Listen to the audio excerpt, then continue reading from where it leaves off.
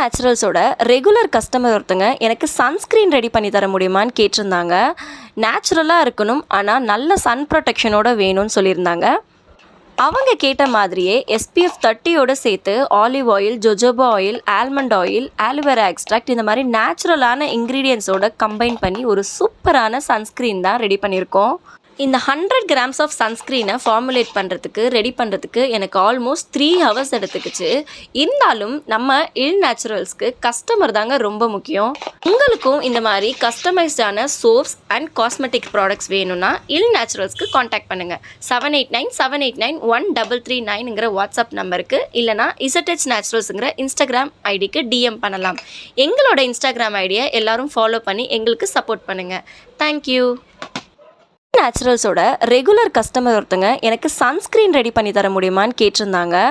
நேச்சுரலாக இருக்கணும், ஆனால் நல்ல சன் ப்ரொடெக்ஷனோட